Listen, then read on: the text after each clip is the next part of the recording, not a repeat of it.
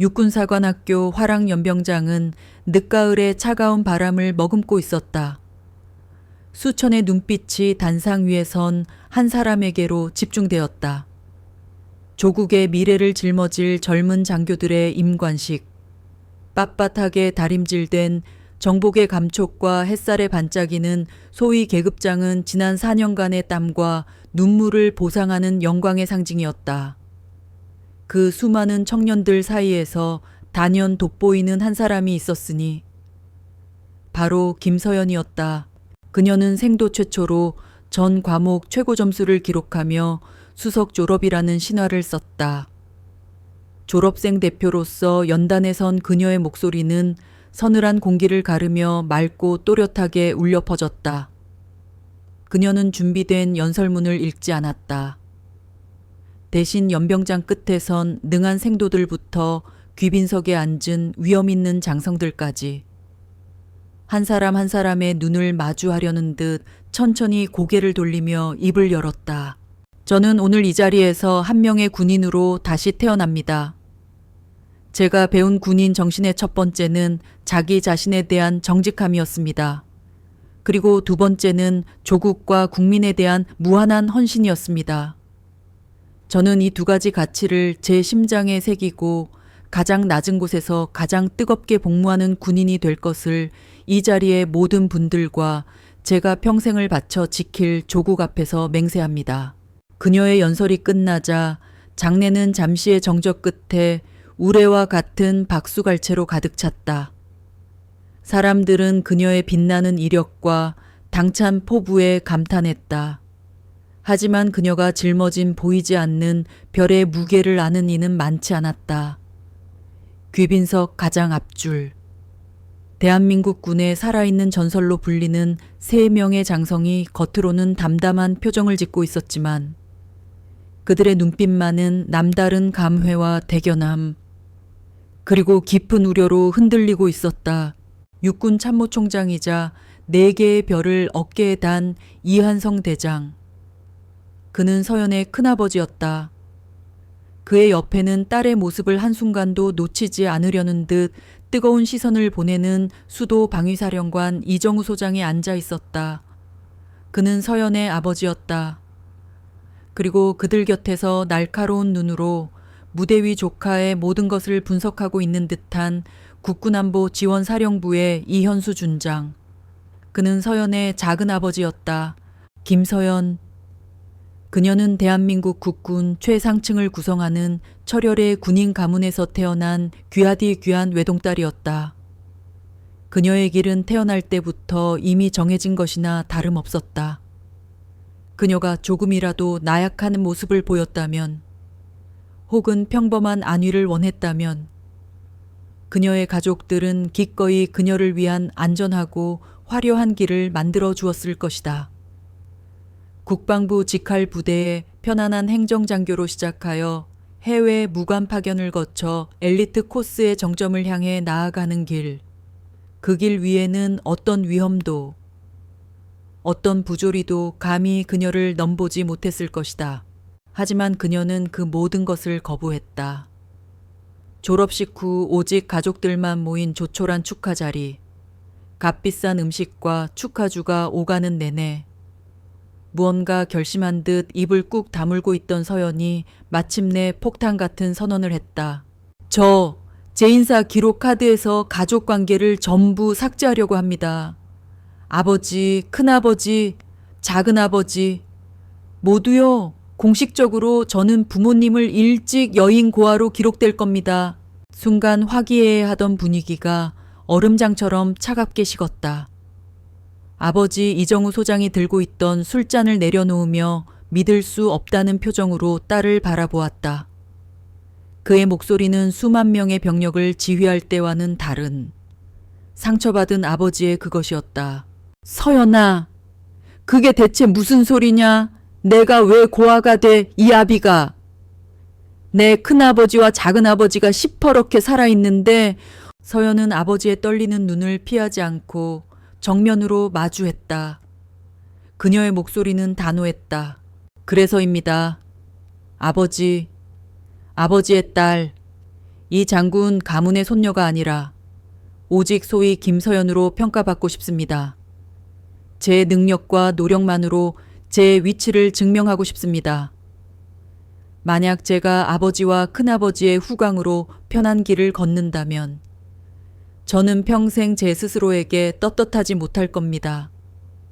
제가 지휘해야 할 병사들 앞에서 고개를 들 수 없을 겁니다. 그건 군인으로서의 죽음과 같습니다. 제발 제 선택을 존중해 주세요. 그녀의 말은 단순한 칙이나 고집이 아니었다. 그것은 사관학교 4년 동안 그녀가 뼈에 새긴 군인으로서의 신념, 그녀가 지키고 싶은 가장 순수한 형태의 명예였다. 큰아버지인 이한성 대장이 무겁게 입을 열었다. 그의 목소리는 대한민국 육군 전체를 울리는 듯한 깊은 위엄을 담고 있었다. 서연아, 네가 군인으로서 품은 그 기계는 가상하다. 하지만 군대는 네가 생각하는 이상으로 복잡하고 거친 곳이다. 때로는 그 배경이 너를 지켜줄 유일한 방패가 될 수도 있다는 걸 왜 모르느냐. 강철로 된 성벽 안에도 어둡고 축축한 지하 감옥은 존재하는 법이다. 군 내부의 모든 비밀과 어둠을 꿰뚫고 있는 안보사의 작은아버지 이현수 준장 역시 날카롭게 덧붙였다. 내가 가려는 최전방 부대는 우리가 통제하기 가장 힘든 곳 중 하나다. 그곳에서는 상식 밖의 일들이 벌어지기도 해. 중앙의 감시망에서 벗어난 그들만의 왕국이니까. 너무 위험한 도박이다. 서연아, 가족들의 설득은 간절했다. 그들은 그녀가 다칠 것을, 상처받을 것을 진심으로 두려워했다. 하지만 김서연의 결심은 강철과도 같았다. 그녀는 자리에서 일어나 3명의 존경하는 군인이자 사랑하는 가족들 앞에서 허리를 깊이 숙였다. 부탁드립니다. 제가 스스로 강해질 수 있는 기회를 주십시오. 제가 온실 속 화초가 아니라 빗바람을 맞는 들꽃으로 자랄 수 있도록 허락해 주십시오. 만약 제가 실패하고 꺾인다면 그때는 기꺼이 가족의 품으로 돌아오겠습니다. 하지만 단 한 번은 제 힘으로 부딪혀 보고 싶습니다. 결국 아버지 이정우 소장은 딸의 눈에서 자신과 같은 결코 꺾이지 않을 군인의 혼을 읽고는 눈물을 삼키며 무겁게 고개를 끄덕였다. 좋다. 내 뜻이 정 그러하다면 막지 않으마. 대신 이것만은 약속해라. 아주 작은 어려움이라도 생기면, 아주 사소한 부당함이라도 겪게 되면 반드시 아빠에게 알려야 한다. 알겠느냐? 네, 아빠 약속드릴게요. 그녀는 그렇게 대답했지만 이미 마음속으로는 어떤 어려움이 닥쳐도 결코 가족에게 손을 벌리지 않으리라 다짐하고 있었다. 그렇게 김서연은 대한민국에서 가장 강력하고 높은 보호막을 스스로의 손으로 걷어냈다. 그녀의 서류는 육군 참모총장의 조카이자 수방사령관의 딸에서 연고 없는 평범한 고아로 바뀌었다. 그리고 그녀는 자신의 첫 부임지로 서부전선 최전방에서도 가장 험하기로 소문난 백마부대 통신대를 자원했다. 스스로 가장 험하고 거친 땅으로 가족이라는 따뜻한 별빛을 등지고 걸어 들어간 강철의 서약이었다. 경기도 연천. 겨울의 문턱에 선 이곳의 공기는 칼날처럼 차갑고 건조했다. 휴전선 철책이 지척인 백마부대로 향하는 길은 민간인의 발길이 끊긴 지 오래된 듯 황량했다. 김서연 소위가 첫 부임지인 통신대대 위병소 앞에 섰을 때 그녀를 맞이한 것은 살을 내는 듯한 바람과 위병소 근무를 서던 병사들의 노골적인 시선들이었다. 백마이병 최지훈 외에 1명 근무 중 이상 없습니다. 절도 있는 경례와는 별개로 그들의 눈은 마치 동물원에 처음 들어온 희귀 동물을 보는 듯한 호기심과 의구심으로 가득 차 있었다. 대대 창설 이래 처음으로 부임한 여군 소대장. 그것도 육군사관학교를 수석으로 졸업했다는 현실감 없는 이력을 가진 존재. 그녀의 부임 소식은 이미 부대 전체에 파다하게 퍼져 온갖 추측과 가십을 낳고 있었다. 얼마나 대단한 백이 있길래 여자를 이런 곳에 보냈을까? 분명 편한 곳으로 가려다 뭔가 꼬여서 밀려온 걸 거야. 저 가녀린 몸으로 훈련이나 제대로 받겠어. 대대장에게 부임 신고를 하러 가는 길. 연병장을 가로지르는 그녀의 등 뒤로 막사 창문마다 수십 개의 눈동자가 따라붙었다. 어떤 이는 휘파람을 불었고 어떤 이는 음흉한 미소를 지으며 자기들끼리 낄낄거렸다. 서연은 애써 태어난 척 허리를 꼿꼿이 세우고 걸었지만 등 뒤로 식은땀이 흐르는 것을 느꼈다. 이곳은 그녀가 상상했던 군대와는 다른 거칠고 야만적인 기운이 감도는 그들만의 왕국이었다. 대대장과의 첫 면담은 짧고 건조했다. 땅딸막한 키에 배가 나온 중령 계급의 대대장은 그녀의 화려한 이력서에 잠시 놀란 듯 했지만 이내 무감각한 표정으로 부대 현황을 설명하고 그녀가 맡게 될 이소대를 소개했다. 김소희가 맡을 이소대는 우리 대대에서도 가장 군기가 세고 일도 많은 곳이야. 사고 뭉치들도 제일 많고 특히 부소대장인 강태수 중사가 아주 성깔 있는 친구니까 알아서 잘 구슬려 봐. 여군이라고 특별 대우는 없어. 군생활 편하게 하려고 온 거 아니지 알겠나? 네, 알겠습니다. 명심하겠습니다. 서연은 관등 성명을 외치며 우렁차게 대답했지만 대대장의 말투에서 은연중에 배어나오는 불신과 귀찮음을 느낄 수 있었다. 잘 구슬려 보라는 말은 사실상 알아서 잘 기어라.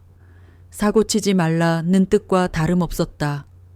지휘관으로서 부하장교의 부임에 대한 격려나 기대보다는 새로운 골칫거리가 생겼다는 듯한 태도였다. 진짜 시련은 그녀가 이소대 사무실의 문을 열었을 때 시작되었다. 좁고 퀴퀴한 냄새가 나는 사무실 안에는 2명의 남자가 있었다.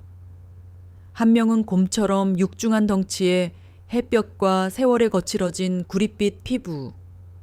누가 봐도 산전수전 다 겪은 베테랑의 풍모를 풍기는 강태수 중사였다. 그는 책상에 다리를 꼬아 올린 채 무언가 불만스러운 표정으로 통신장비 부품을 닦고 있었다. 다른 한 명은 그와는 대조적으로 호리호리한 체격의 하얀 얼굴, 서글서글한 눈웃음을 짓고 있는 박영진 중이었다. 서연이 문 앞에서 각 잡힌 경례와 함께 자신을 소개했다. 백마금일부로 이소대장으로 부임한 소위 김서연입니다. 잘 부탁드립니다. 강태수 중사는 그녀를 힐끗 쳐다볼 뿐 자리에서 일어날 생각조차 하지 않았다. 그는 들고 있던 정비 도구를 탁 소리가 나게 내려놓으며 들으라는 듯이 중얼거렸다. 재수없게 계집애가 소대장이라니 명백한 하극상이자 모욕이었다. 그때 박영진 중위가 과장된 몸짓으로 다가와 그녀의 손을 덥석 잡았다. 그의 손은 의외로 차갑고 땀으로 축축했다. 이야, 소문으로만 듣던 신님 소대장님이시군요. 반갑습니다. 김소희님. 저는 1소대장 박영진 중입니다. 우리 부대에 이런 미녀가 오다니. 이거 완전 경사났네. 경사났어. 부대 분위기가 확 살겠습니다. 그의 말투는 친근함을 가장했지만 그녀를 아래 위로 훑는 눈길은 음흉하고 계산적이었다. 서연은 불쾌감을 느끼며 슬쩍 손을 뺐다. 앞으로 잘 부탁드립니다. 박중희님. 그럼요. 우리 강중사님, 신임 소대장님 오셨는데 인사 안 하십니까? 이러시면 곤란합니다. 아무리 우리가 군생활, 선배라도 소대장님은 소대장님인데 말이죠. 박영진 중위의 너스레 강태수 중사는 그제야 마지못해 육중한 몸을 일으켰다. 그는 차렷 자세도 경례도 하지 않은 채 주머니에 손을 꽂은 삐딱한 자세로 서연의 눈을 똑바로 쳐다보며 말했다. 그의 목소리는 쇠소리처럼 거칠고 위협적이었다. 소대장님, 여긴 사관학교 강의실이 아닙니다. 책상 머리에 앉아서 배운 이론 나부랭이는 고철 덩어리만도 못한 곳이란 말입니다. 괜히 의욕만 앞세워서 어설프게 지휘한답시고 나대지 마시고 얌전히 계시면 중간은 갈 겁니다. 아시겠습니까? 첫 만남부터 쏟아지는 노골적인 저기와 경고. 서연은 아래십술을 지그시 깨물었다. 여기가 바로 아버지가, 큰아버지가 걱정했던 그들만의 왕국, 강철의 성 안에 존재하는 어둡고 축축한 지하 감옥의 입구임을 직감했다. 오빠들의 아버지의 방패막이가 있었다면 감히 누구도 그녀에게 이런 무례를 범하지 못했을 것이다. 하지만 그녀는 물러서지 않았다. 여기서 밀리면 앞으로 4년 혹은 그 이상의 군생활 내내 이들에게 발목을 잡힐 것이 뻔했다. 강태수 중사. 중사의 경험과 노하우는 존중합니다. 하지만 이 소대의 지휘권은 소대장인 저에게 있습니다. 앞으로는 상급자에 대한 예의를 갖춰주시기 바랍니다. 그리고 제 지휘에 대한 평가는 중사가 아니라 대대장님과 제 소대원들이 하는 겁니다. 마지막으로 한 가지만 더. 나는 계집애가 아니라 그쪽이 모셔야 할 지휘관. 김서연 소입니다. 그녀의 차분하지만 얼음장처럼 차가운 대답에 강태수 중사의 험악한 얼굴이 순간 굳어졌다. 박영진 중위는 옆에서 재미있는 싸움 구경이라도 난 듯 즐거운 표정을 숨기지 못하고 있었다. 백마의 땅에 던져진 이방인. 김서연의 외롭고도 험난한 싸움은 그렇게 첫걸음부터 위태로운 불꽃을 피워 올리며 시작되고 있었다. 김서연 소위의 소대장 임무 수행은 매일이 총성 없는 전쟁이었다. 그 전쟁의 가장 거대하고 완고한 적은 단연 부소대장 강태수 중사였다. 그는 통신부사관으로만 20년 가까이 복무한 자타 공인 전문가였고 대대의 모든 통신망과 장비의 특성, 심지어 각 장비의 고유한 결함까지 송금 보듯 꿰고 있었다. 병사들은 당연히 이제갓 임관한 23세 신임, 소위 김서연보다 강 반장이라 불리며 부대의 실세로 군림하는 강 중사를 더 신뢰하고 따랐다. 그는 이 점을 자신의 가장 강력한 무기로 삼아 시시각각 그녀의 지휘권을 교묘하게 그리고 때로는 노골적으로 무력화시켰다. 매일 아침 8시 30분에 열리는 소대장 주간 장비 점검 및 1일 과업 브리핑 시간. 서연은 밤새워 준비한 사관학교에서 배운 가장 최신의 효율적인 점검 방식과 분배 계획을 브리핑했다. 그녀의 계획은 이론적으로 완벽했고 인원과 시간을 가장 효율적으로 사용할 수 있도록 짜여 있었다. 오늘 일직선 통신망 점검은 기존의 순차 점검 방식 대신 3개의 조과 동시에 각기 다른 구역을 맡아 크로스 체크하는 방식으로 진행하겠습니다. 이를 통해 점검 시간을 30% 이상 단축하고 각 조가 서로의 점검 결과를 교차 검증하여 오류를 최소화할 수 있습니다. 그녀의 브리핑이 끝나기 무섭게 강태수 중사가 어김없이 찬물을 끼얹었다. 그는 팔짱을 낀 채 의자에 비스듬히 기대어 하품을 하며 말했다. 소대장님 또 책에서 읽은 소리 하십니다. 이 구닥다리 장비들은 그렇게 예민하게 다루면 오히려 탈이 납니다.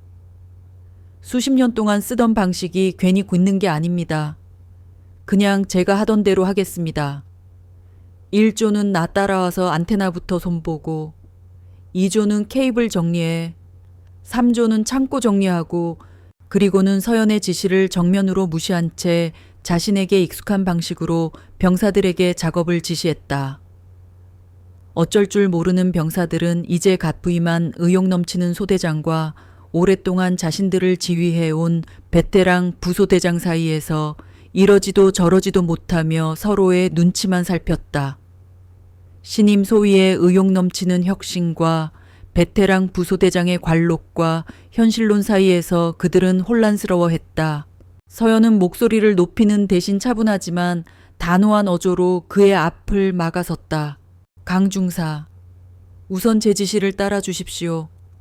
지휘관의 명령입니다. 새로운 방식을 시도해보고 만약 중사가 우려하는 것처럼 문제가 발생한다면 그 책임은 모두 지휘관인 제가 지겠습니다. 하지만 시도조차 하지 않고 기존의 방식을 고수하는 것은 현상 유지가 아니라 퇴보입니다. 책임이요? 소대장님이 어떻게 책임을 지시겠다는 말입니까? 여기서 통신망 하나라도 잘못되면 사단 전체가 마비될 수도 있습니다. 소대장님의 어설픈 실험 때문에 우리 소대원들 목숨을 담보로 잡을 수는 없습니다. 여긴 실험장이 아닙니다. 소대장님 당장 내일이라도 북쪽에서 포가 날아올지도 모르는 최전방입니다. 그의 말은 표면적으로는 부대와 병사들을 걱정하는 것처럼 들렸다. 하지만 그 속에는 실전 경험 없는 애송이 여군 장교에 대한 깊은 불신과 감히 내가 20년 짬밥에 나를 가르치려 드느냐는 뿌리 깊은 오만함이 깔려 있었다. 그는 병사들 앞에서 서연의 권위를 짓밟음으로써 이 소대의 실질적인 지휘관이 누구인지를 명확하게 각인시키려 했다. 한 번은 야간 비상 통신망 구축 훈련 중에 돌발 상황이 발생했다. 갑작스럽게 내린 국지성 폭우로 주 통신선이 매설된 지역 일부가 유실되어 통신이 두절된 것이다. 서연은 당황하지 않고 비상 대응 매뉴얼과 지형 데이터를 종합하여 침착하게 상황을 분석하고 복구조를 편성했다. 1조는 알파 루트, 2조는 브라보 루트로 우회하여 케이블 손상 여부를 확인하고 보고하라. 3조는 예비 장비 세팅 후 지휘소에서 대기한다. 그때 강태수 중사가 그녀의 말을 끊고 나섰다. 소대장님, 지금 이 빗속에 병사들을 내보내는 건 미친 짓입니다. 특히 알파 루트는 지난 여름에 산사태가 났던 위험 지역입니다. 제가 혼자 가서 상황 보고 오겠습니다. 안 됩니다. 단독 행동은 규정 위반이며 더 위험합니다. 2인 1조 원칙을 지켜야 합니다. 매뉴얼 책에 쓰인 글자대로만 하면 군대가 다 돌아가는 줄 아십니까? 강 중사는 고함을 치며 무정이 하나만 챙겨 들고 굵은 빗줄기 속으로 뛰쳐나갔다. 서연은 그의 독단적인 행동에 잠시 할 말을 잃었지만 이내 냉정을 되찾고 남은 병사들을 지휘했다. 그녀는 강 중사가 향한 알파 루트 대신 등고선과 배수시설 위치를 분석하여 다른 가능성이 있는 찰리 루트로 2조를 급파했다. 그녀의 판단이 정확했다. 문제는 알파가 아닌 찰리 루트의 배수관이 막히면서 침수된 중계기 전원 공급 장치에서 발생한 누전이었다. 2조가 신속하게 예비 전원을 연결하고 배수 작업을 마치자 통신망은 불과 15분 만에 정상화되었다. 한참 후 흙탕물을 뒤집어 쓴 채 허탕만 치고 돌아온 강태수 중사는 이미 상황이 종료된 것을 보고 굳은 얼굴로 아무 말도 하지 못했다. 그 순간 병사들이 서연을 바라보는 눈빛이 미세하게, 하지만 분명하게 변하고 있었다. 그들은 처음으로 그녀의 이론이 단순한 탁상 공론이 아니라 실전의 변수를 꿰뚫는 날카로운 분석력에 기반한 것임을 어렴풋이 깨달았다. 하지만 강태수 중사는 자신의 오판을 인정하는 대신 서연에 대한 적개심을 더욱 불태웠다. 그는 공식적인 자리에서는 그녀를 대놓고 무시했고 부사관들끼리 모인 휴게실이나 흡연구역에서는 그녀를 운만 좋은 계집이라고 폄하했다. 군대에는 눈에 보이는 계급이 전부가 아니었다. 짬밥과 실전 경험이라는 보이지 않는 계급이 존재했다. 강태수 중사는 그 보이지 않는 계급의 왕처럼 군림하며 공식적인 지휘관인 김서연을 매일같이 총성 없는 전쟁터로 몰아넣었다. 서연은 매일 밤 낡은 관사에서 홀로 너덜너덜해진 작전 지도를 펼쳐놓고 수십 수백 번씩 상황을 복귀하며 다짐했다. 실력으로 증명하겠다. 저 단단하고 무식한 벽을 나의 능력으로 기어이 넘어서고 말겠다. 그 고독한 싸움은 매일 밤 그녀의 잠을 앗아가고 있었다. 강태수 중사의 노골적이고 우직한 멸시보다 서연을 더 교묘하고 깊숙하게 괴롭힌 것은 1소대장 박영진 중위의 가면 뒤에 숨겨진 비열함이었다. 그는 겉으로는 항상 서연을 위하는 좋은 선배이자 든든한 동료인 척했다. 그의 서글서글한 눈웃음과 부드러운 말투는 처음 보는 사람에게는 무한한 호감을 주기에 충분했다. 김소희님, 너무 힘들어하지 마세요. 강 중사가 원래 좀 무식하고 다혈질이라 그래요. 아기가 있는 사람은 아니니까 너무 마음에 담아두지 마세요. 제가 나중에 따로 불러서 술 한잔 사면서 궁이 한번 빡 잡을게요. 아이고, 우리 김소희님 또 밤새우셨나 보네. 얼굴이 반쪽이 됐네. 자, 이거 피로회복제인데 마시면서 해요. 그러다 쓰러지면 우리 부대 전력 손실입니다. 그는 다정하게 커피나 피로회복제를 건네 어깨를 툭툭 두드리며 격려하는 등 친절한 동료이자 그녀의 편인 것처럼 행동했다. 하지만 그는 서연이 등을 돌리는 순간 그녀의 등 뒤에 서늘한 칼을 꽂는 악마였다. 그는 장교 식당이나 흡연구역, 주말 체육활동 등 간부들이 모이는 모든 곳에서 아주 교묘하고 악의적인 방식으로 그녀에 대한 헛소문을 퍼뜨렸다. 그의 방식은 대놓고 비난하는 것이 아니라 걱정하는 척, 안타까워하는 척하며 그녀의 이미지를 깎아내리는 것이어서 더욱 악랄했다. 김소희 말이야. 참 안타까워. 머리는 좋은데 너무 이상적이라 현실 감각이 없어. 저러다 큰 사고 한번 칠까봐 내가 다 불안하다니까. 글쎄, 대대장님이나 주임원사님한테만 유독 깍듯하게 구는 것 같지 않아.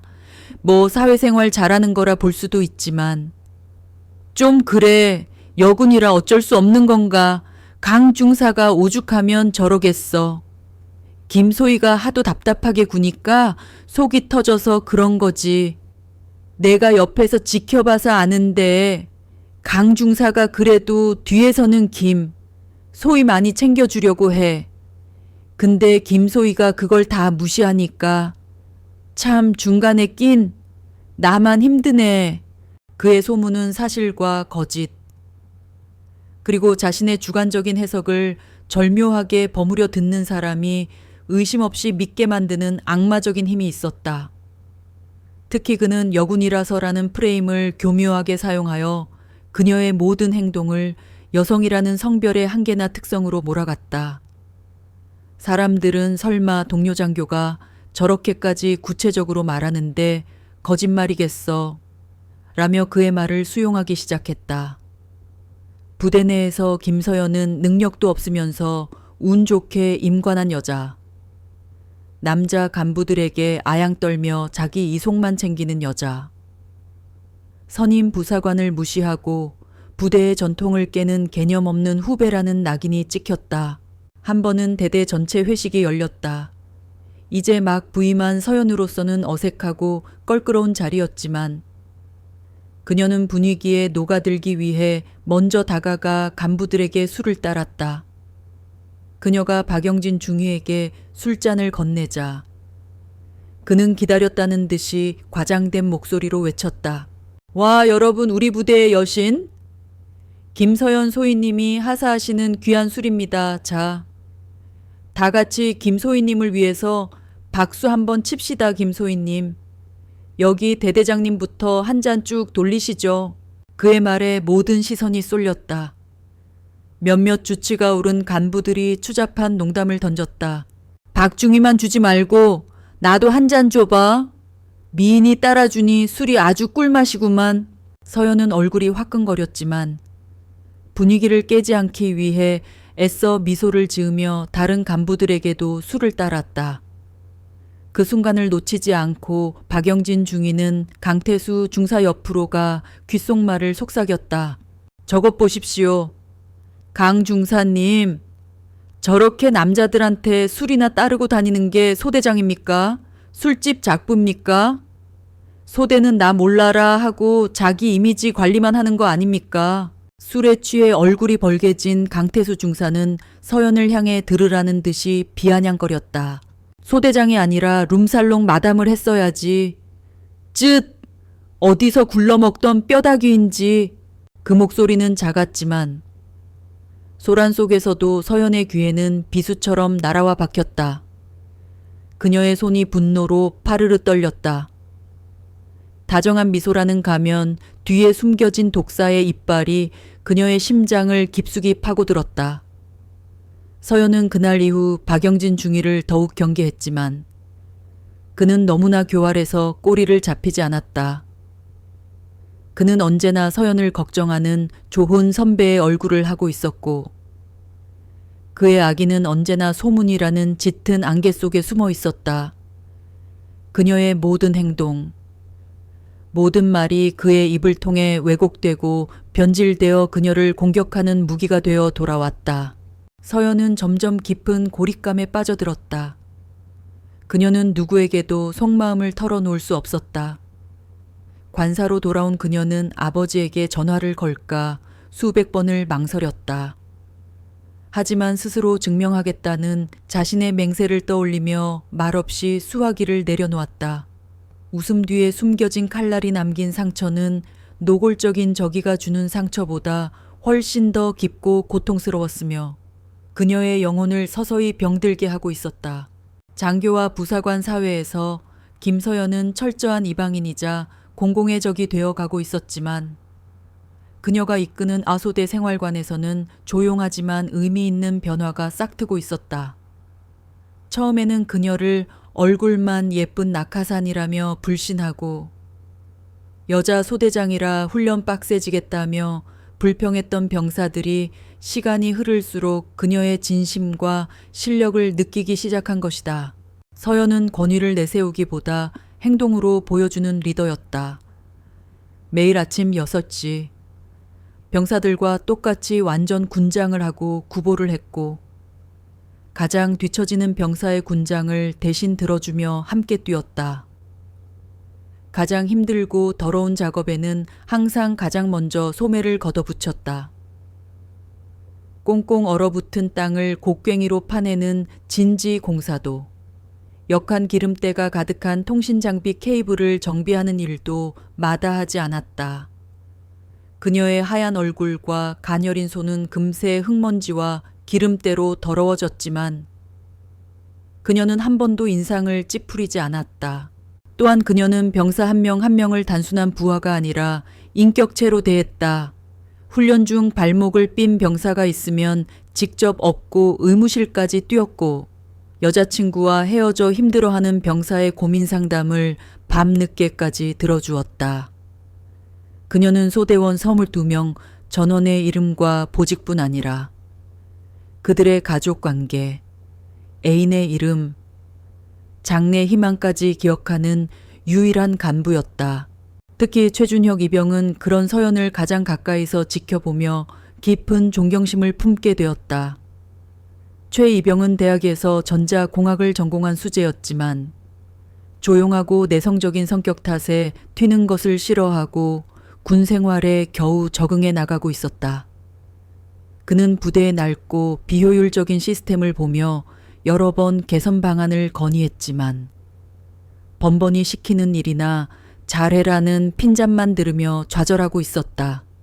그런 그의 재능을 처음으로 알아봐주고 인정해준 사람이 바로 서연이었다. 어느 날 부대에 노후된 전술통신 프로그램에 원인 모를 오류가 반복적으로 발생하여 행정 업무가 마비될 지경에 이르렀다. 강태수 중사는 원래 그런 거니 껐다 켜서 쓰라며 짜증을 냈고 다른 간부들 역시 속수무책이었다. 그때 서연이 최준혁 이병을 조용히 불렀다. 최 이병, 자네가 보기에 이 시스템의 근본적인 문제가 뭐라고 생각하나? 자네 전공이 이쪽이라고 들었다. 솔직한 의견을 듣고 싶다. 처음으로 자신의 전문 분야에 대해 질문하는, 그것도 진지한 눈으로 경청할 준비가 된 장교 앞에서 최 이병은 당황했지만 이내 용기를 내어 자신의 분석을 설명했다. 소대장님, 이 프로그램은 너무 오래된 소프트웨어 기반이라 최근 업데이트된 운영체제와 충돌하는 것 같습니다. 보안 모듈과 메모리 할당, 방식에 근본적인 문제가 있습니다. 제가 소스코드 몇 군데를 수정하면 오류를 잡고 속도도 개선할 수 있을 것 같습니다. 그의 말을 들은 강태수 중사는 이등병 새끼가 뭘 안다고 나대냐 며 면박을 주었지만 서연은 단호하게 그의 말을 막았다. 그리고 최 이병의 어깨를 두드리며 말했다. 좋다. 한번 해보게. 자네를 믿는다. 오늘 밤 당직 사관에게 이야기해서 행정반 컴퓨터를 사용할 수 있도록 조치하겠다. 필요한 것이 있다면 뭐든지 지원하겠다. 그날 밤 최준혁 이병은 밤을 새워 시스템을 분석하고 코드를 수정했다. 그리고 다음 날 아침 거짓말처럼 모든 오류가 사라지고 통신 프로그램의 속도는 이전보다 3배 이상 빨라졌다. 대대 전체가 놀랐다. 강 중사는 어쩌다 속아 뒷걸음질 치다 쥐 잡은 격이라며 애써 폄하했지만 다른 병사들은 수군거렸다.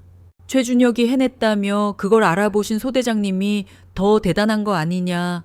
최준혁 이병은 자신을 믿어주고 기회를 준 김서연 소대장에게 평생 잊지 못할 고마움과 충성심을 느꼈다. 그 사건을 계기로 병사들은 서연을 진심으로 따르기 시작했다. 그녀의 지시는 더 이상 신임 소위의 이상적인 명령이 아니라 우리를 이해하고 실력 있는 지휘관의 합리적인 판단으로 받아들여졌다. 그녀가 새로운 훈련 방식을 제안하면 병사들은 불평 대신 어떻게 하면 되겠습니까? 라고 물으며 적극적으로 따랐다.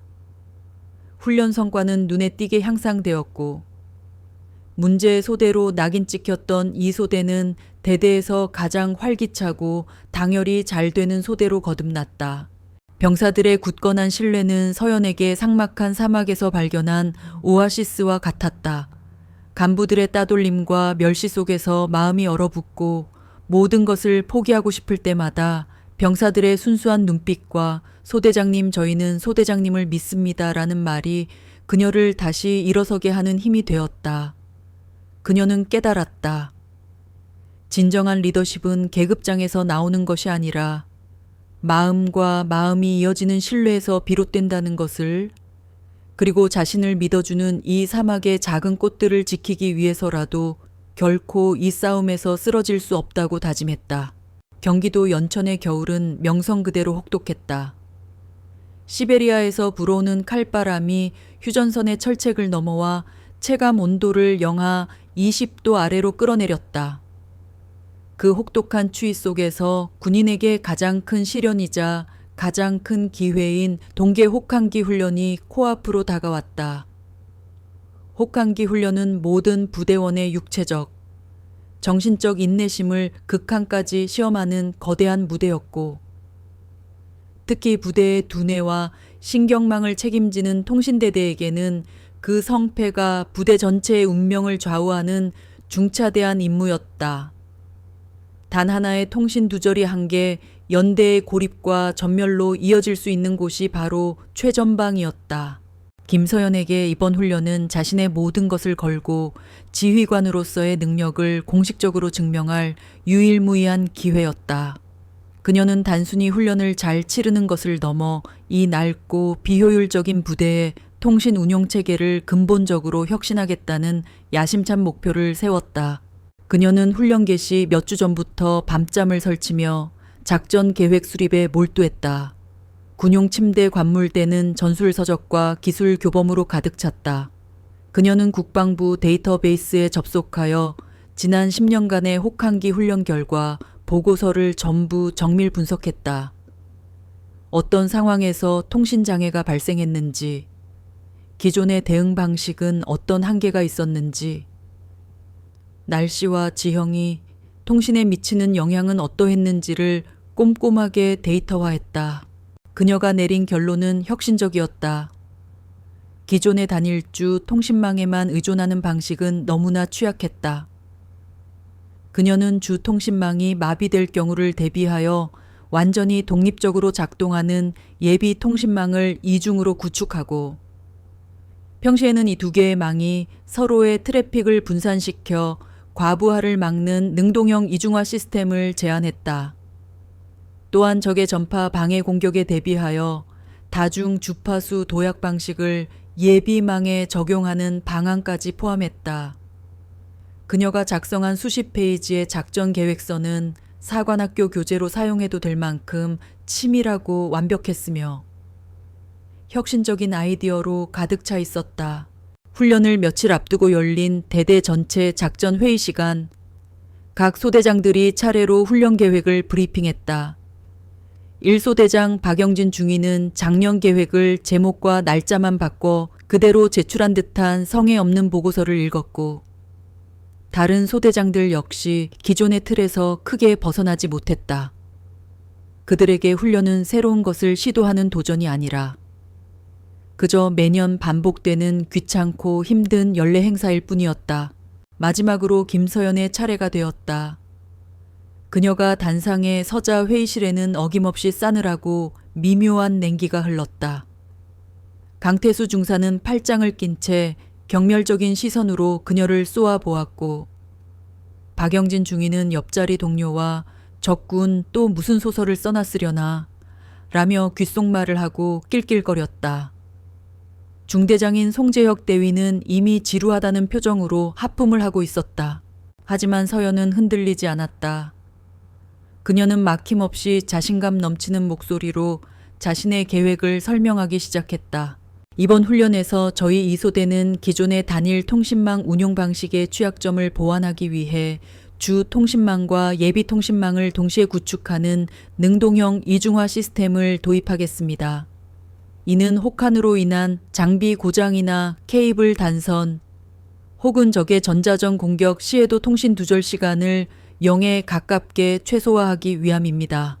그녀는 군사위성 사진과 3차원 지형도를 스크린에 띄워 가장 효율적인 통신망 구축 경로와 중계기 위치를 제시했고, 예상되는 모든 돌발 상황에 대한 구체적인 대응 프로토콜을 단계별로 발표했다. 그녀의 브리핑은 군더더기 없이 논리정연했고 그 어떤 허점도 보이지 않았다. 회의실을 감돌던 냉소와 조롱의 분위기가 조금씩 경애와 놀라움으로 바뀌기 시작했다.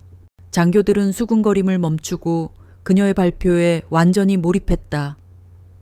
그녀의 계획은 기존의 방식을 답습하는 수준이 아니라 통신작전의 패러다임을 바꾸는 혁신적인 발상이었다. 그녀는 단순히 훈련 계획을 보고하는 것이 아니라 미래 통신전의 비전을 제시하고 있었다. 브리핑이 끝나자 대대장이 처음으로 진심으로 감탄한 표정을 지으며 말했다. 김소희, 계획이 정말 놀랍군. 마치 미래 전쟁 영화를 보는 것 같아. 실전에서도 계획대로만 해준다면 이번 훈련의 MVP는 자네가 될 것 같아. 칭찬을 받은 것은 김서연이었지만 얼굴이 시뻘겋게 달아오른 것은 강태수 중사와 박영진 중이었다. 특히 강 중사는 자신의 아날로그식 경험을 무시하고 책상 물림 이론만 내세운다며 서연을 깎아내려 왔는데, 그녀가 자신은 이해조차 하기 힘든 수준의 첨단 작전 계획을 들고 나오자 극심한 모욕감과 위기감을 느꼈다. 박영진 중위 역시 무능한 여자라고 퍼뜨렸던 자신의 소문이 무색해지는 상황에 불쾌한 표정을 감추지 못했다. 회의가 끝나고 복도를 나오는 서연에게 박영진 중위가 다가와 비웃는 듯 말했다. 이야, 우리 김소희님 밤새 공부만 하셨나 봐. 근데 훈련은 머리 좋다고 잘하는 게 아닌데 어쩌나 계획이 너무 거창해서 병사들만 죽어나는 거 아닌지 모르겠네. 강태수 중사는 한마디 말도 없이 이글거리는 분노의 눈으로 그녀를 스쳐 지나갔다. 그 눈빛은 내가 얼마나 잘났는지 한번 지켜보겠다는 저주와도 같았다. 서연은 그들의 반응에 흔들리지 않았다. 이제 시작일 뿐이다. 계획이 아무리 완벽해도 결과로 증명하지 못하면 한낱 종이 쪼가리에 불과하다. 그녀는 자신을 믿고 따르는 소대원들을 돌아보았다. 그들의 눈에는 이전과 다른 강한 기대와 신뢰가 담겨 있었다. 김서연은 굳게 다짐했다. 반드시 이번 훈련을 성공시켜 자신을 믿어주는 이들에게 자부심을 안겨주고 자신을 짓밟으려는 자들에게 실력으로 응징하겠다. 혹독한 겨울의 전주곡이 울려 퍼지는 가운데 그녀는 조용히 결전의 칼을 갈고 있었다. 혹한기 훈련이 본격적으로 시작되었다. 살을 내는 칼바람과 무릎까지 쌓인 눈 속에서 백마부대 전 장병은 가상의 적과 실전을 방불케 하는 치열한 전투를 벌이고 있었다. 김서연의 이 소대는 훈련의 핵심인 지휘통제실과 각 예하 부대를 잇는 통신망 구축 및 유지라는 가장 중요한 임무를 맡았다. 서연은 계획했던 대로 주 통신망과 다중 주파수 도약 방식의 예비 통신망을 동시에 구축하는 이중화 작전을 전개했다. 강태수 중사는 쓸데없이 일만 2배로 만드는 멍청한 진이라며 사사건건 불만을 터뜨렸다. 그는 춥고 힘든데 왜 굳이 2배의 일을 해야 하냐며 병사들을 선동하려 했지만 병사들은 이제 그의 말을 듣지 않았다. 그들은 불평 대신 서연의 확신에 찬 지휘 아래 묵묵히 따랐다. 특히 전자공학도 출신인 최준혁 이병을 비롯한 소대원들은 그녀의 혁신적인 계획에 깊은 신뢰를 보이며 고되고 생소한 작업에도 불평 한마디 없이 최선을 다했다. 소대장님, 예비망 구축 지점에 집안이 얼어 안테나 지지대 설치가 어렵습니다. 무리하게 박지 마라. 휴대용 발열 장비로 지면을 녹인 후에 설치해. 시간은 좀 걸려도 안전이 우선이다. 소대장님, 주 통신망 케이블 일부가 저온으로 인해 피복이 경화되어 신호 손실이 발생하고 있습니다. 예상했던 문제다. 즉시 보온재로 케이블을 감싸고 손실이 기준치를 넘으면 예비 케이블로 교체할 준비를 해라. 그녀는 모든 변수를 예상하고 대비한 듯 막힘없이 지시를 내렸다. 소대원들은 그녀의 침착하고 전문적인 모습에 더욱 깊은 신뢰를 보냈다. 훈련 3일째 되는 밤, 기온이 영하 25도 아래로 곤두박질 쳤다. 부대 전체가 동장군과 사투를 벌이고 있을 때 바로 그때 사건이 터졌다. 사단 전체의 주 통신망이 적의 강력한 전파방해 공격을 받아 순식간에 마비된 것이다. 지휘 통제실의 모든 모니터가 검게 변하고 스피커에서는 지직거리는 소음만 흘러나왔다. 사단장은 물론 각 연대장과 대대장들의 목소리가 일제히 끊겼다. 부대의 눈과 귀, 그리고 두뇌와 신경망이 한순간에 모두 마비되어 버린 것이다. 지휘 통제실은 그야말로 아수라장이 되었다. 사단장의 분노에 찬 고함이 쩌렁쩌렁 울렸다. 통신대대 뭐 하는 거야? 당장 복구 못해? 이게 무슨 개 같은 경우야? 통신대대장은 사색이 되어 각 소대의 고함을 질렀다. 원인 파악됐나? 어느 구역 담당이야? 당장 조치해. 문제는 1소대가 담당한 중앙통신망이었다. 훈련 시나리오에 따라 감행된 적의 전자전 공격에 1소대장 박영진 중위는 속수무책으로 당한 것이다. 그는 기존의 단일 주파수 통신망만 운용하고 있었기에 적의 집중적인 전파 방해 공격에 대응할 방법이 전혀 없었다. 그는 당황해서 우왕좌왕하며 적 전파 방해가 너무 강력합니다. 역추적이 불가능합니다. 라는 말만 앵무새처럼 반복할 뿐 제대로 된 대처를 하지 못했다. 그의 무능함에 대대장이 분통을 터뜨리며 지휘봉을 집어 던지려는 순간 김서연의 침착하고 또렷한 목소리가 지휘통제실 전체의 비상무전 채널을 통해 울려 퍼졌다. 그 목소리는 혼란과 절망에 빠진 지휘통제실에 울리는 한 줄기 구원의 목소리 같았다. 대대장님, 2소대장 보고드립니다. 지금 즉시 2소대가 운용 중인 예비통신망으로 모든 채널을 전환하겠습니다. 저희 예비망은 다중 주파수 도약 방식으로 구축되어 적의 전파 방해 공격에 전혀 영향을 받지 않습니다. 30초 내로 지휘통신 체계를 복원하겠습니다. 순간 지휘통제실의 모든 소음이 멎었다. 모두가 귀를 의심하며 서연의 목소리가 흘러나오는 스피커를 쳐다봤다. 대대장이 믿기지 않는다는 듯 되물었다. 뭐라고? 예비망이 살아있다고? 그게 가능해? 네, 가능합니다. 지금 즉시 사단 지휘부와 각 연대 지휘부를 연결하겠습니다.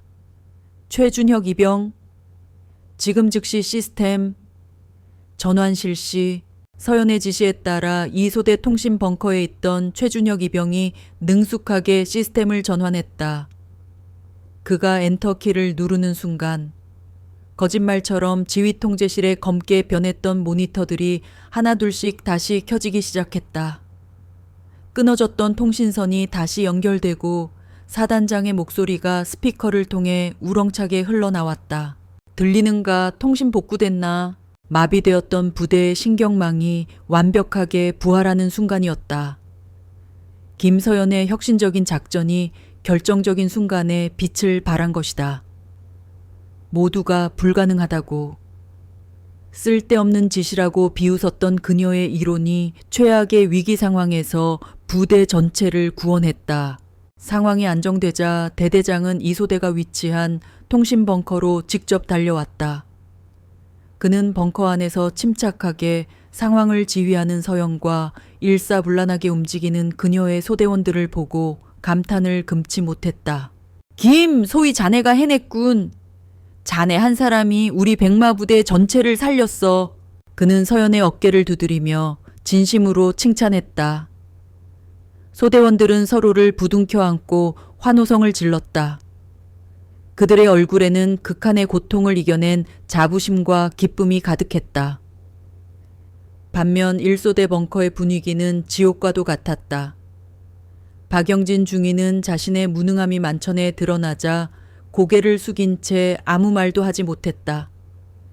그리고 그 옆에서 상황을 지켜보던 강태수 중사는 모든 영광과 칭찬을 한 몸에 받고 있는 서연의 모습을 보며 주먹을 부들부들 떨고 있었다. 그의 눈에는 질투와 분노가 시뻘겋게 타올랐다. 그는 자신의 20년 짬밥과 경험이 이제 갓 임관한 애송이 여군 장교의 이론 앞에 처참하게 패배했다는 사실을 도저히 받아들일 수 없었다. 얼어붙었던 신경망은 다시 연결되었지만 그들의 마음속에 있던 증오와 시기의 감정은 더욱 뒤틀리고 있었다. 김서연의 혁혁한 공은 순식간에 사단 전체에 퍼져나갔다. 훈련이 끝난 후 사단 사령부에서 열린 사후 강평회에서 사단장은 직접 김서연의 이름을 부르며 전 부대원 앞에서 그녀를 극찬했다. 그는 예정에 없던 표창까지 직접 준비해 그녀의 목에 걸어주었다. 이번 혹한기 훈련의 진정한 영웅은 정보통신대 이소대장 김서연 소이다. 그녀의 철저한 준비성과 상식을 뛰어넘는 혁신적인 작전 능력이 없었다면 이번 훈련은 참담한 실패로 끝났을 것이다. 전 장병은 김소위의 투철한 군인 정신과 프로페셔널리즘을 본받기 바란다. 김소위 같은 인재가 우리 사단에 있다는 것이 자랑스럽다. 사단장의 칭찬은 파격적이었다. 단상에 올라가 표창장을 받는 그녀의 모습은 마치 절망적인 전장에서 피어난 한 줄기 희망의 빛과도 같았다. 부임 초 그녀를 향했던 의심과 멸시의 시선은 이제 놀라움과 경외의 시선으로 완전히 바뀌어 있었다. 동료 장교들은 더 이상 그녀를 함부로 대하지 못했고 부사관들 역시 그녀의 지휘 능력을 인정하지 않을 수 없었다. 특히 이 소대원들의 사기는 하늘을 찔렀다. 자신들의 소대장이 사단장에게 직접 표창을 받는 모습을 지켜본 그들은 마치 자신들이 상을 받은 것처럼 기뻐하며 서연을 행갈에 쳤다. 소대장님 최고입니다. 역시 우리 소대장님은 월드 클래스입니다. 최준혁 이병은 그 모습을 조금 떨어진 곳에서 지켜보며 조용히 미소 지었다. 그는 김서연이라는 리더를 만난 것이 자신의 군생활 최고의 행운이자 영광이라고 생각했다. 하지만 밝은 빛이 강할수록 그 그림자는 더욱 짙고 어두워지는 법. 김서연을 향한 찬사가 높아질수록 강태수 중사와 박영진 중위의 마음속 어둠은 더욱 깊고 끈적하게 변해갔다. 강평회가 끝나고 장교 식당에서 열린 축하연에서 박영진 중위가 강태수 중색에 다가가 불난 집에 기름을 부었다. 그의 목소리는 뱀처럼 교활했다. 강 중사님, 꼴 좀 보십시오. 저 어린 계집애 하나 때문에 우리 같은 베테랑들이 뭐가 됩니까? 사단장님까지 저렇게 대놓고 빨아주니 이제 전혀 눈에 뵈는 게 있겠습니까? 20년 군 생활하신 강 중사님이 저런 애송이 밑에서 계속 일하실 겁니까?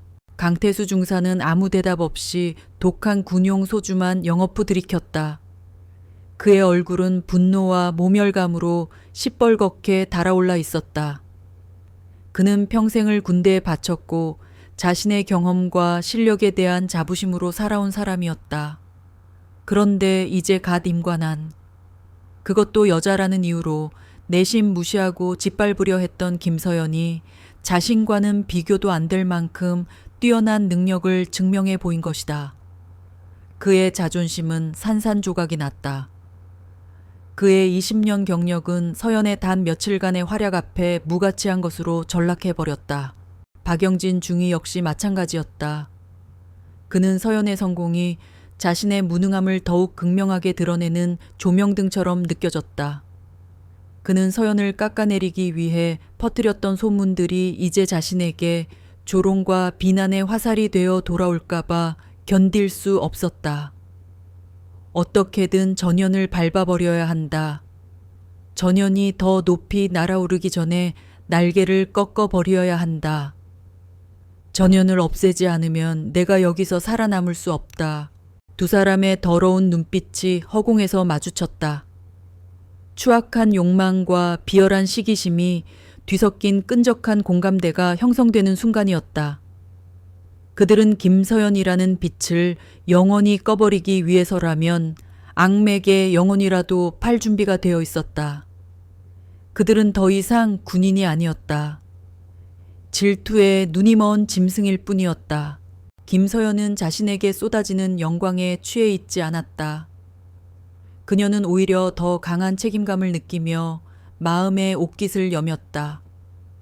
하지만 그녀는 미처 알지 못했다. 자신을 향해 음흉하게 뻗어 오는 짙은 그림자의 존재를, 어둠을 가르고 빛을 발한 그녀는 그 빛 때문에 오히려 더 위험하고 치명적인 표적이 되고 있었다. 훈련의 성공을 자축하기 위한 대대 전체 회식이 열렸다.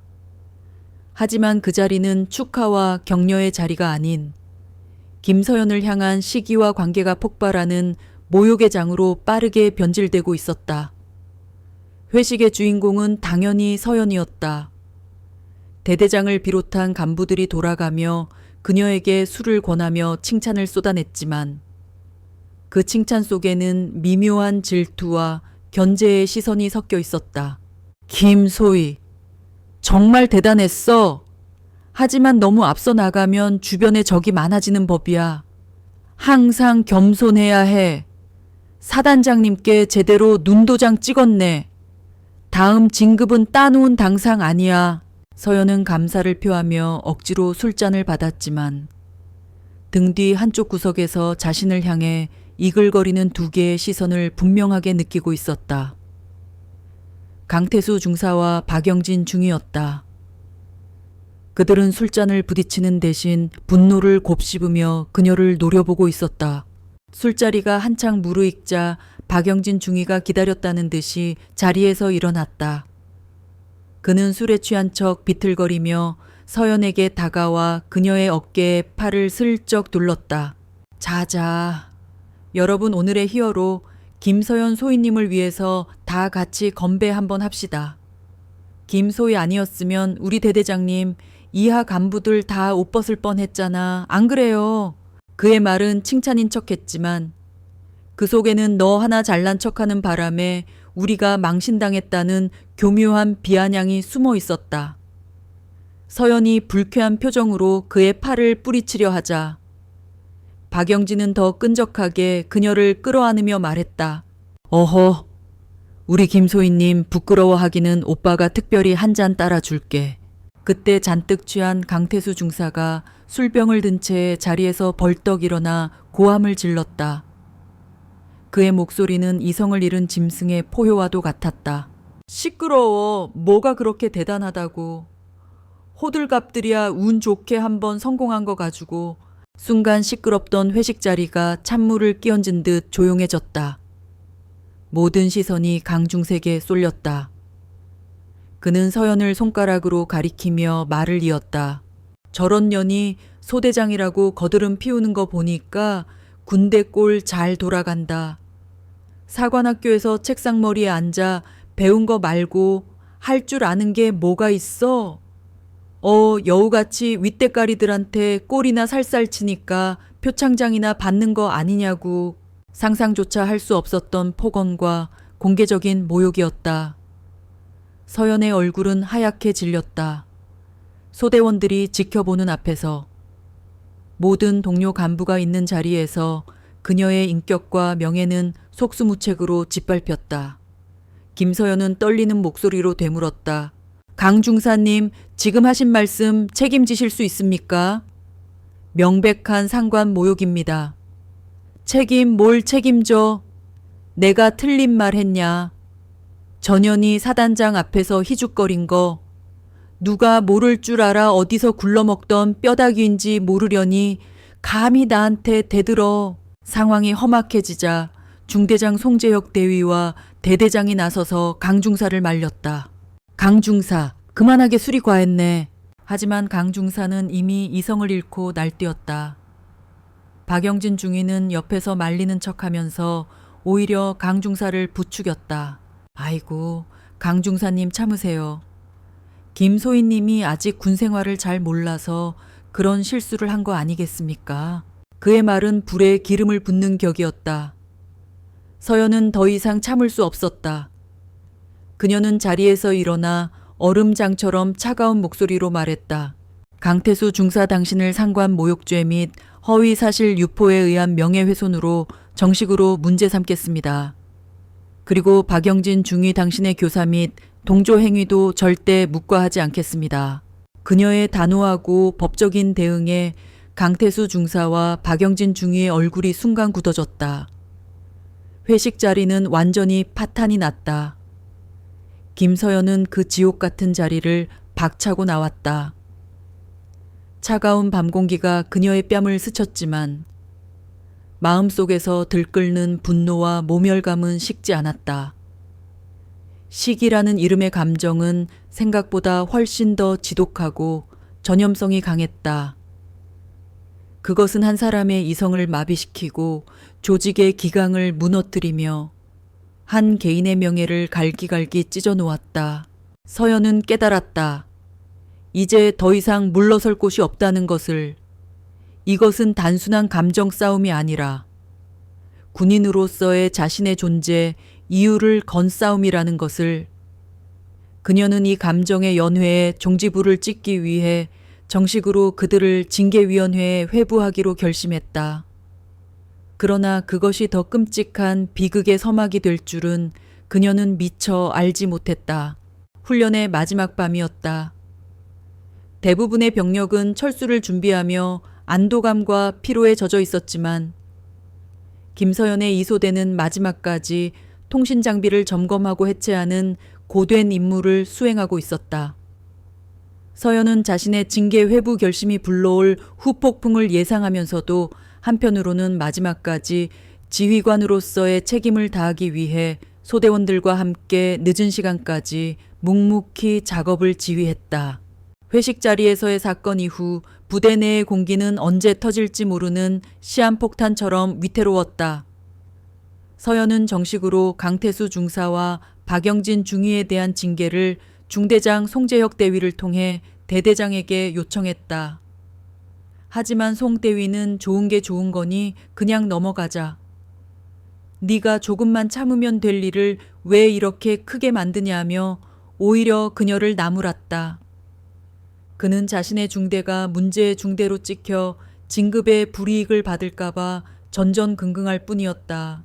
모든 작업이 거의 마무리될 무렵 서연은 홀로 부대 외곽에 설치된 무거운 예비 발정기를 최종 점검하러 나섰다. 피곤에 지친 소대원들을 먼저 막사로 돌려보낸 후였다. 발정기는 낡은 보급 창고 뒤편, 인적이 드문 곳에 위치해 있었다. 칠흑 같은 어둠 속 그녀의 손전등 불빛만이 유일하게 길을 비추고 있었다. 발정이 점검을 마치고 돌아서는 바로 그 순간 능 뒤에서 어둠보다 더 짙고 무거운 그림자가 그녀를 덮쳤다. 비명을 지를 틈도 없이 거대한 손이 그녀의 입을 틀어막았다.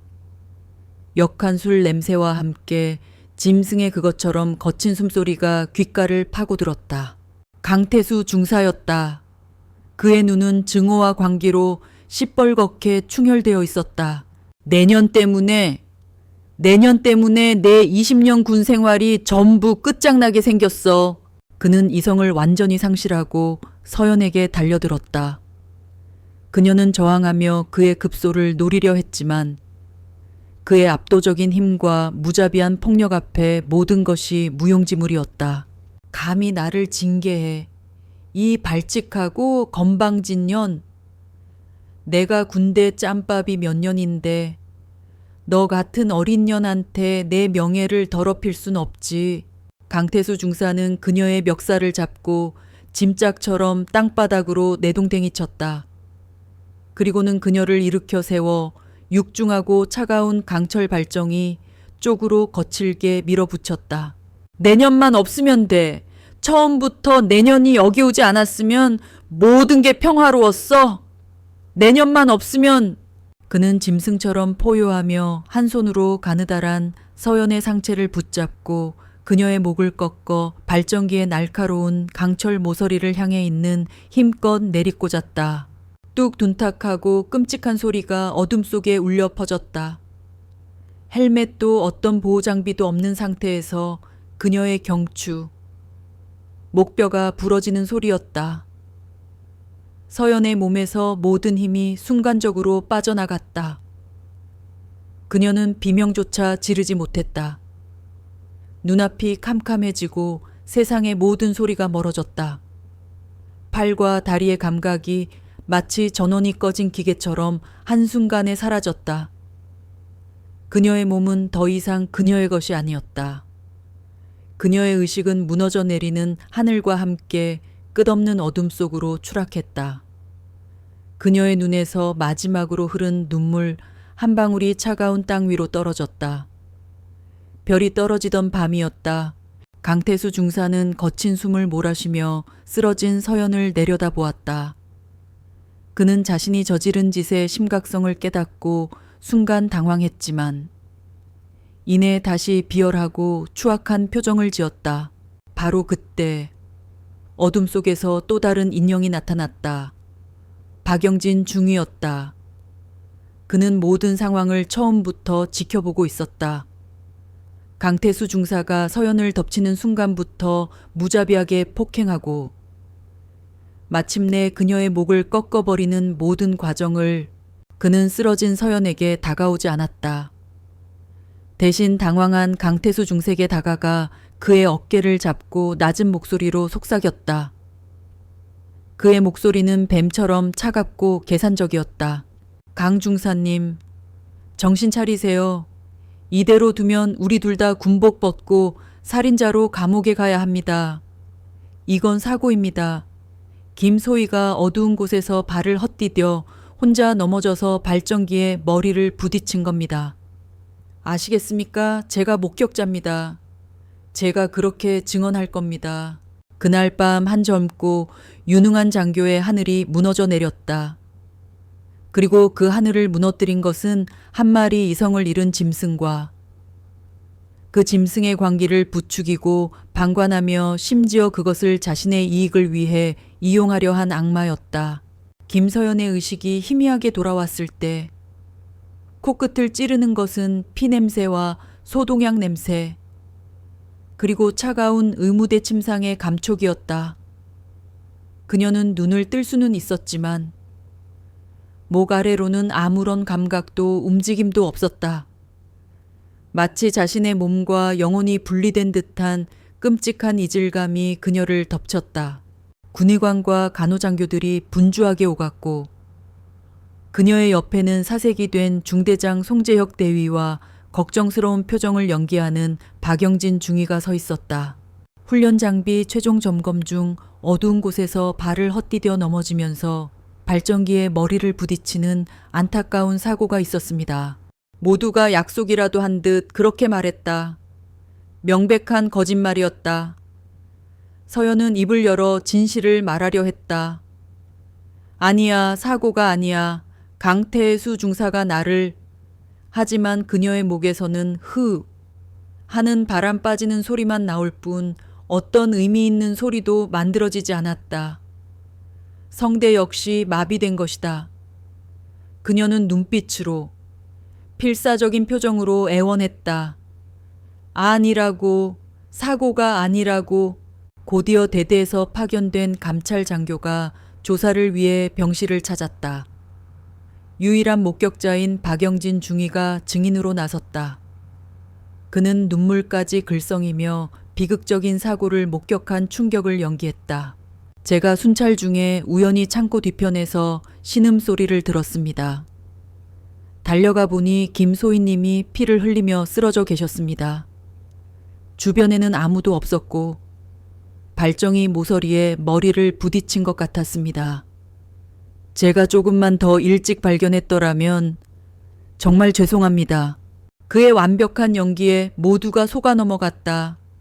아니, 어쩌면 속아 넘어가는 척 했을지도 모른다. 가해자가 명확한 폭행 사건보다 피해자 부주의로 인한 안전사고로 종결하는 것이 부대 지휘관들에게는 훨씬 더 편하고 뒤탈이 없는 처리 방식이었기 때문이다. 가해자의 폭력, 그리고 목격자의 비겁한 거짓말. 여기에 중대장 송재혁 대위의 이기심이 더해졌다.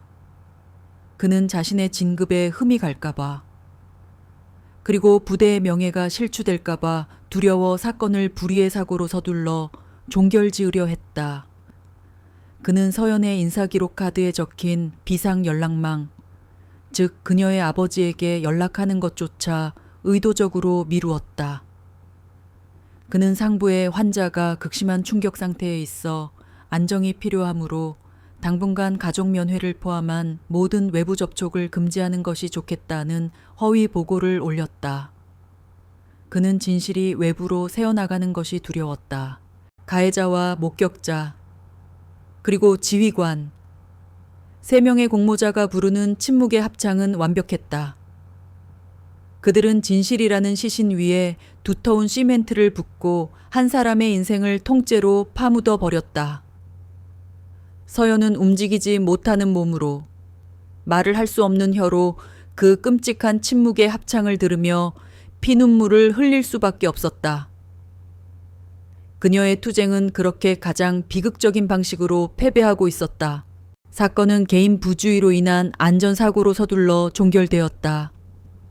강태수 중사는 아무런 처벌도 받지 않았고 오히려 훈련 기간 내내 고생했다는 이유로 포상 휴가까지 받았다. 그는 부대원들 앞에서 계집애가 괜히 의욕만 앞서다가 저 꼴이 된 거야. 불쌍하긴 하지만 자업자득이지라며 뻔뻔하게 동정하는 척했다.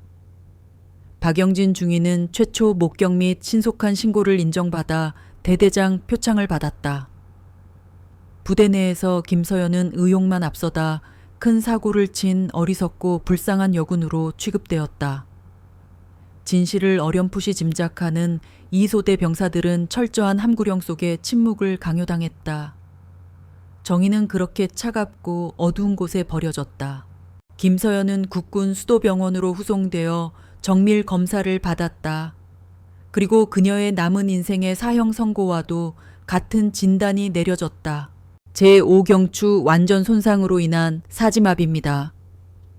척수신경이 완전히 절단되어 현재 의학기술로는 회복이 불가능합니다. 평생을 침대에 누워 인공호흡기에 의지하셔야 할 겁니다. 의사의 목소리는 냉정하고 건조했다. 육군사관학교 수석 졸업생. 모두의 기대를 한 몸에 받던 유능한 장교의 미래는 그렇게 한순간에 끝이 났다. 그녀는 이제 군인도 아무것도 아닌 그저 숨만 붙어 있는 존재가 되어버렸다. 그녀의 아버지인 이정우 사령관은 딸이 훈련 중 불의의 사고로 크게 다쳤다는 연락만 받았을 뿐 사지마비라는 끔찍한 진실은 알지 못한 채 애만 태우고 있었다. 병원과 부대는 조직적으로 그녀와 가족의 직접적인 접촉을 막았다. 환자의 정신적 안정이 최우선이며 현재 심각한 외상 후 스트레스 장애로 대인 기피 증세를 보이고 있습니다. 라는 거짓말로 그들을 차단했다. 육체적 고통보다 그녀를 더 괴롭힌 것은 영혼을 갉아먹는 깊은 무력감과 배신감이었다. 자신을 이렇게 만든 자들은 웃으며 일상생활을 하고 있는데 자신은 숨 쉬는 것조차 기계에 의존해야 하는 식물인간 같은 존재가 되어 버렸다는 사실이 그녀를 미치게 했다. 아빠, 큰아버지, 작은아버지. 그녀는 마음속으로 애타게 가족을 불렀다. 지금이라도 진실이 알려지기만 한다면, 하지만 그녀의 목소리는 누구에게도 닿지 않았다. 그녀는 이 거대한 병원, 이 거대한 군대라는 조직 속에서 완벽하게 고립된 섬이었다. 매일 밤 그녀는 천장에 매달린 링거에서 떨어지는 투명한 액체를 보며 자신의 몸에서 빠져나가는 눈물을 느꼈다. 강철 같던 그녀의 의지 위로 뜨거운 눈물이 하염없이 흐르고 있었다. 김서연의 세계는 하얀 병실 천장 위에서 완전히 멈춰버렸다. 그녀가 할 수 있는 일은 눈을 깜빡이는 것과 아주 희미하게 고개를 돌려 창밖의 네모난 하늘을 보는 것뿐이었다. 시간은 의미를 잃었고 밤과 낮은 그저 창밖의 빛의 변화와 간호장교들의 교대 시간으로만 구분할 수 있었다. 그녀의 곁을 지키는 것은 무표정한 얼굴로 자신의 몸을 기계처럼 다루는 간호장교들과 가끔씩 찾아와 몸은 좀 어떻냐고 형식적으로 묻고 가는 중대장 송재혁뿐이었다. 그는 서연이 혹시라도 외부와 접촉하여 진실을 폭로할까봐 감시하러 오는 것에 가까웠다. 그는 그녀의 상태를 확인하는 척하며 그녀의 눈빛에서 어떤 변화가 있는지, 혹시라도 필담이라도 나눌 수 있을 만큼 상태가 호전된 것은 아닌지를 체크했다. 그녀의 몸은 점점 굳어갔고 한때 탄탄했던 근육은 모두 빠져나가 앙상하게 마른 몸이 하얀 시트 위에 뉘어있을 뿐이었다. 한때 누구보다 건강하고 활기찼던 젊은 장교의 모습은 온데간데 없었다. 그녀는 거울을 볼 용기조차 나지 않았다. 그녀를 더욱 절망시킨 것은 가끔씩 간호장교들이 무심코 나누는 대화를 통해 들려오는 가해자들의 소식이었다. 강태수 중사는 곧 명예롭게 만기 전역을 앞두고 있으며 두둑한 군인 연금을 신청했다는 소문이 들려왔다. 박영진 중위는 이번 훈련 유공으로 표창을 받고 모두가 선망하는 육군 본부의 요직으로 영전했다는 소문도 들렸다. 그들은 그녀의 인생을 송두리째 파괴하고도 아무런 죄책감 없이 자신들의 삶을 성공적으로 살아가고 있었다. 그 소식을 들을 때마다 서연은 피를 토하는 심정이었다. 그녀는 매일 밤 악몽을 꾸었다. 그날 밤의 끔찍한 기억, 뼈가 부러지는 소리, 그리고 비웃는 듯한 박영진의 얼굴이 번갈아 나타나 그녀를 괴롭혔다. 그녀는 꿈속에서 비명을 지르고 저항했지만 현실에서는 작은 신음소리조차 낼 수 없었다. 그저 눈물만이 그녀의 유일한 표현 수단이었다. 이대로 죽는 게 더 나을까? 제발 누가 나 좀 죽여줘. 그녀는 수없이 자살을 생각했다. 하지만 그녀는 스스로 목숨을 끊을 능력조차 없었다. 그녀는 그저 살아있는 시체처럼 이 지옥 같은 시간을 온몸으로 견뎌야만 했다. 그녀의 멈춰버린 세계 속에서 그녀의 영혼은 서서히 빛을 잃고 죽어가고 있었다. 그녀는 자신이 영원히 이 병실에 갇혀 잊힌 존재가 될 것이라고 생각했다. 그 어떤 희망도, 그 어떤 구원도 없을 것이라고. 김서연이 절망의 가장 깊은 늪에서 허우적거릴 때 그녀를 잊지 않고 가슴 아파하며 지켜보는 단 한 사람이 있었다. 바로 이 소대 소속이었던 최준혁 이병이었다. 그는 조용하고 내성적인 성격이었지만 누구보다 총명하고 정의감이 강한 청년이었다. 그는 서연이 겪은 모든 부당하고 끔찍한 일들을 지켜보며 남몰래 분노의 불씨를 키우고 있었다. 그는 자신의 소대장이 사고가 아닌 명백한 폭행의 피해자임을 직감하고 있었다. 그날 회식 자리에 험악했던 분위기와 사건 이후 강태수와 박영진의 뻔뻔한 태도가 모든 것을 말해주고 있었다. 그는 휴가를 내어 국군 수도병원으로 면회를 신청했다. 하지만 부대와 병원 측은 환자의 안정이 필요하며 현재 대인 기피 증세가 심해 면회가 불가능하다는 이유로 번번이 그의 요청을 거부했다. 그는 포기하지 않았다. 그는 병원 원목과에 근무하는 고등학교 동창에게 사정사정하여 겨우 5분의 짧은 면회 시간을 얻어낼 수 있었다. 병실에 들어선 최준혁 이병은 침대에 누워있는 김서연의 모습을 보고 말을 잃었다. 불과 몇 달 전만 해도 그토록 당당하고 빛나던 소대장님의 모습은 어디에도 없었다. 앙상하게 마른 채 무표정한 얼굴로 천장만 바라보는 그녀의 모습에 그는 눈물을 참을 수 없었다. 그녀의 목에는 호흡을 돕는 튜브가 꽂혀 있었고 온몸은 각종 기계에 연결되어 있었다. 소대장님, 저 준혁입니다. 최준혁 이병입니다. 기억하시겠습니까? 그의 목소리에 서연의 텅 비었던 눈동자가 희미하게 움직였다. 그녀는 눈을 아주 천천히 2번 깜빡이는 것으로 대답을 대신했다. 그 작은 움직임에 최준혁은 그녀가 자신을 알아봤음을 깨닫고 억눌렀던 감정이 터져 나왔다. 그는 주변을 살핀 뒤 그녀의 귓가에 조용히 속삭였다. 소대장님, 절대 포기하지 마십시오. 이건 사고가 아니라는 거 저도 알고 다른 소대원들도 모두 알고 있습니다. 제가 어떻게든 진실을 밝히겠습니다. 소대장님은 절대 혼자가 아닙니다. 저희가 소대장님의 병사들입니다. 그의 작은 속삭임은 서연의 멈춰버린 마음에 작은 파문을 일으켰다. 자신을 기억해주는 사람이 있다는 것, 자신의 편이 있다는 사실이 꺼져가던 그녀의 영혼에 작은 불씨를 지폈다. 그녀의 눈에서 뜨거운 눈물이 흘러내렸다. 면회를 마치고 나온 최준혁 이병은 결심했다. 그는 더 이상 이 부조리하고 추악한 상황을 지켜보고만 있을 수 없다고.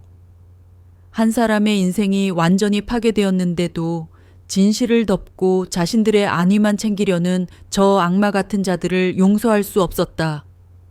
그는 자신의 남은 군 생활과 어쩌면 그 이후의 인생까지 모든 것을 걸고 이 진실을 세상에 알리겠다고 맹세했다. 그는 방법을 찾기 시작했다. 그는 먼저 서연의 가족에게 연락을 시도했다. 하지만 그녀의 인사기록 카드는 고어로 되어 있었고 연락할 방법이 없었다. 부대에 문의해도 개인정보라는 이유로 알려주지 않았다. 그는 고민 끝에 위험한 방법을 선택했다. 중대장 송재혁의 사무실 컴퓨터를 몰래 뒤져 김서연 소위의 사고 초기 보고서를 찾아내는 것이었다. 거기에는 비상 연락망으로 그녀의 진짜 가족 연락처가 적혀 있을 것이 분명했다. 야간 불침번 근무를 핑계로 사무실에 잠입한 그는 심장이 터질 듯한 긴장 속에서 컴퓨터 파일을 뒤졌다. 그리고 마침내 김서연 소위 안전사고 결과 보고라는 파일을 발견했다. 파일 안에는 사고 경위와 함께 비상 연락망으로 부 이정우 수도방위사령관이라고 적혀 있었다. 수도방위사령관! 최준혁 이병은 자신의 눈을 의심했다.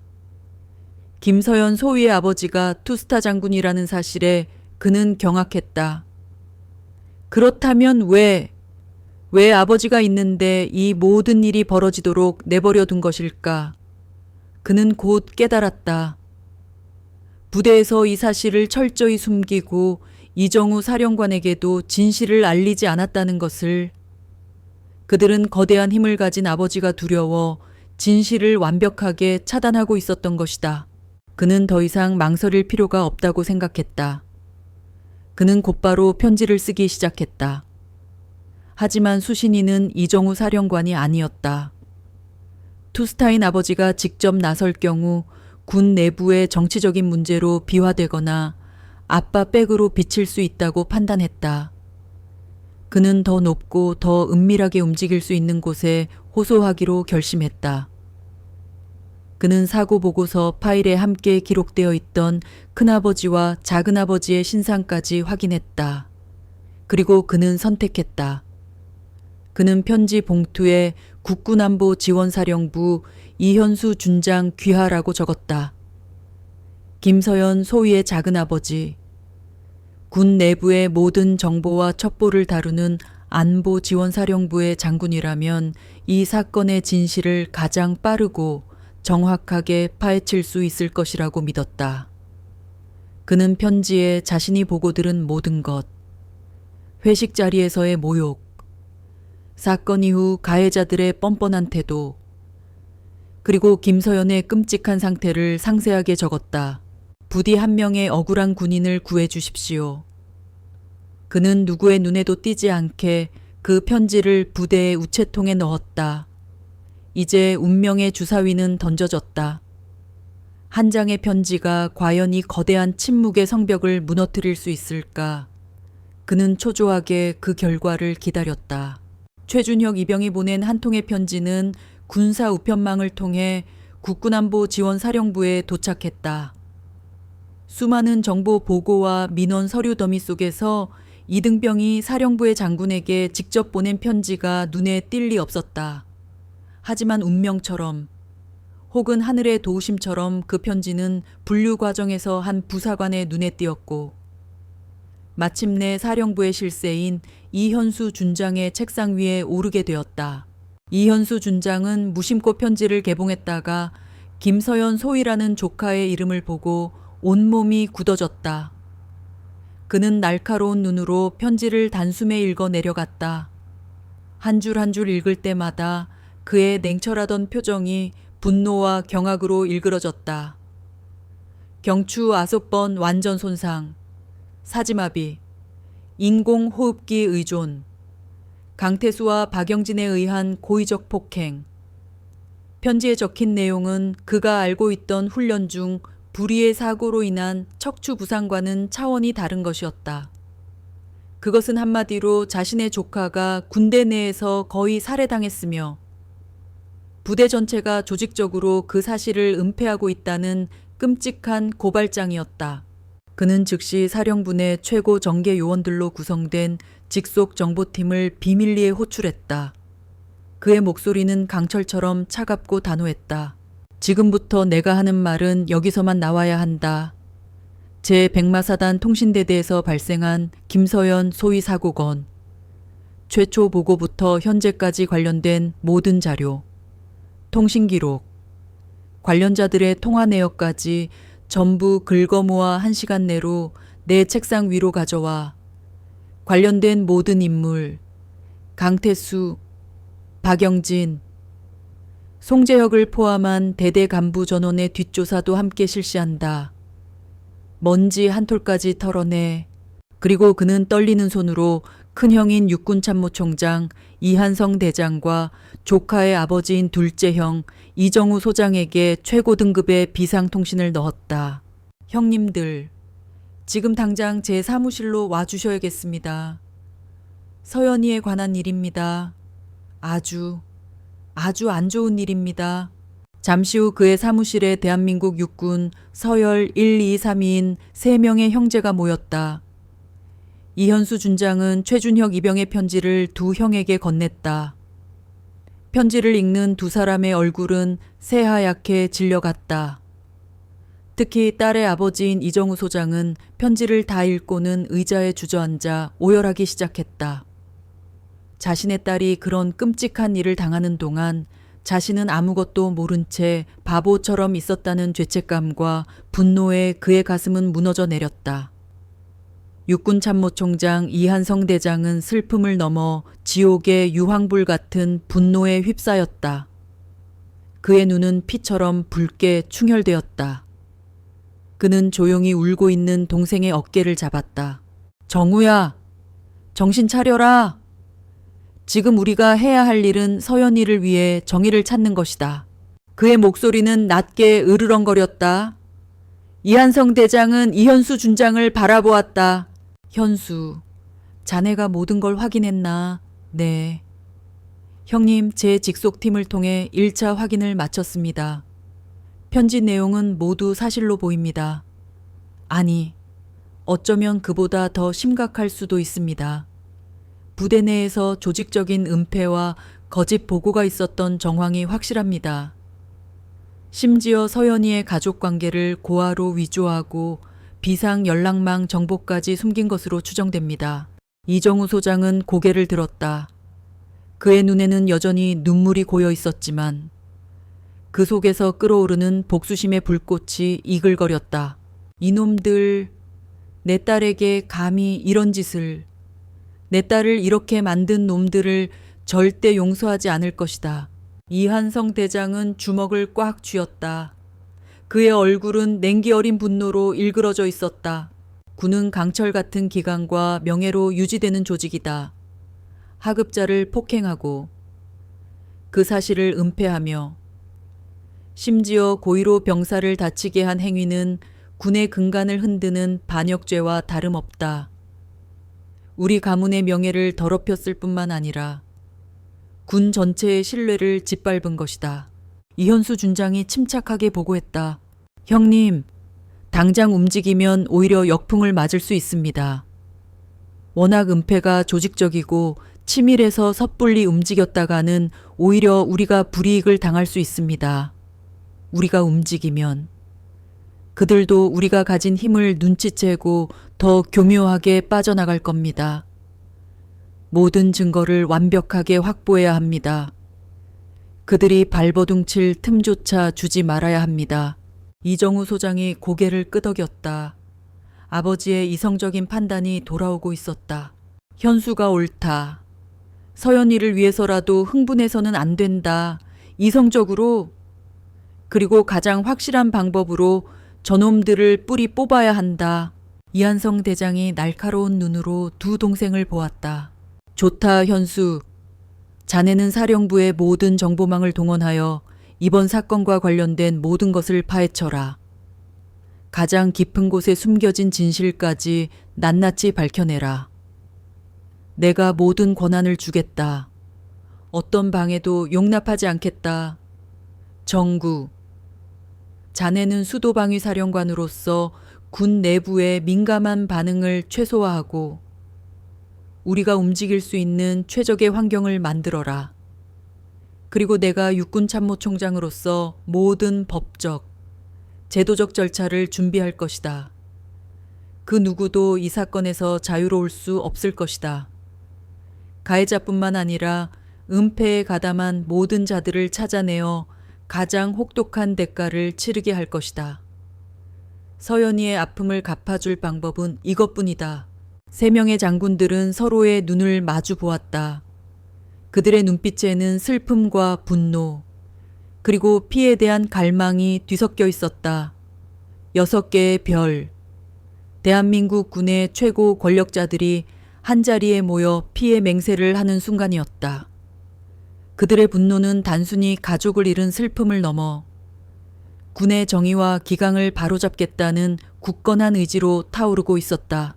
최준혁 이병의 한 통의 편지는 거대한 폭풍의 씨앗이 되어 굳건했던 군 내부의 침묵을 산산이 부수고 거대한 복수의 서막을 알리고 있었다. 백마사단의 어둡고 축축한 지하 감옥에서 쓰러져 가던 정의의 별은 이제 거대한 6개의 별의 빛을 받아 다시 타오르기 시작했다. 그들은 서연이라는 이름의 별이 다시 빛날 수 있도록 모든 어둠을 불태워버릴 준비를 마쳤다.